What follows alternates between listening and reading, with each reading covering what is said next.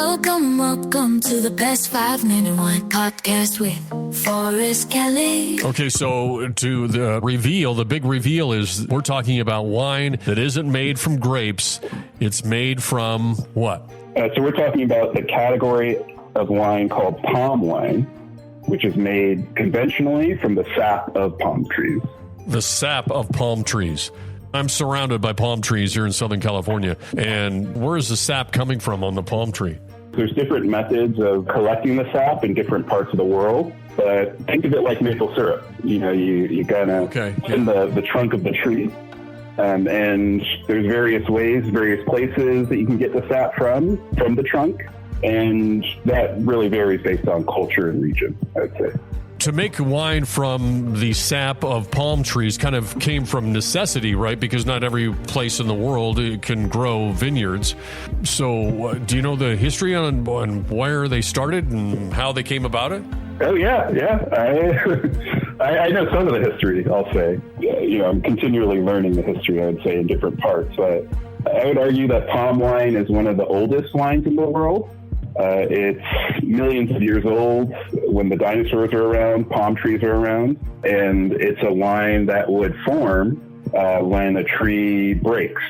You know, that could be from natural origins, like a tree falls down from the wind, or a big dinosaur bumps into it and it breaks, or maybe like a small animal tries to burrow into the tree and then sap starts oozing out.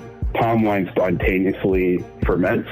And because of that, there are some primates that have evolved, or other animals that have evolved to seek that out as their food source.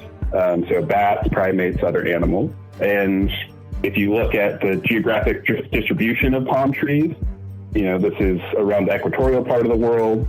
And people probably saw, oh, wow, what are those animals going up there and eating? You know, they kind of act differently after they come down.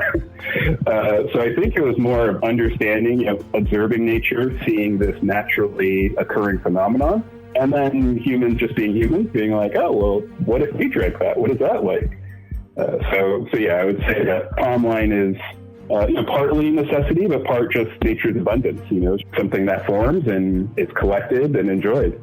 On the website, it says that you have a patent-pending approach. Now, and then you also say that it happens naturally, that it ferments and it comes out. So where in the process, so you get the sap, and then what do you do with it after that? What is the process to put that in, whatever it is, in the bottle? I'll dive into the conventional wine, and then I'll talk about what we're doing. Oh, perfect. So conventional wine, is collected from the palm tree. It's something that needs to be consumed the same day. So that's what I was kind of differentiating between the morning wine, which is like sweet, really barely fermented. And then that evening wine, which then has maybe 3-4% alcohol and is enjoyed more by the adults.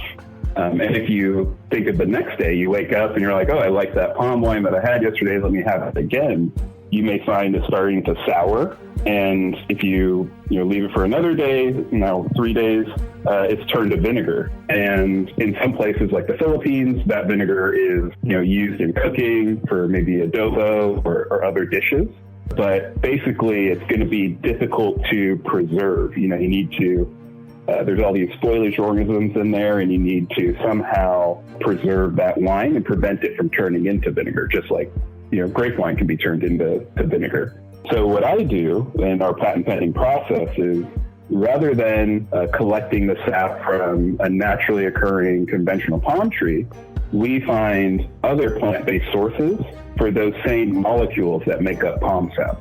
So what we do is we make a molecular palm sap that has the same properties, same chemistry from all natural ingredients. And then we do a controlled fermentation of that molecular palm sap, which we then have a lot more control over the microbial composition and over the sensory properties. And then we bottle it. And that's where we get into our bottling, which right now we're focused on a method ancestral approach. And people may be more familiar with the term pet-nat, these days. But basically an unfiltered, hazy, sparkling wine. And the alcohol content is how much compared to traditional wine?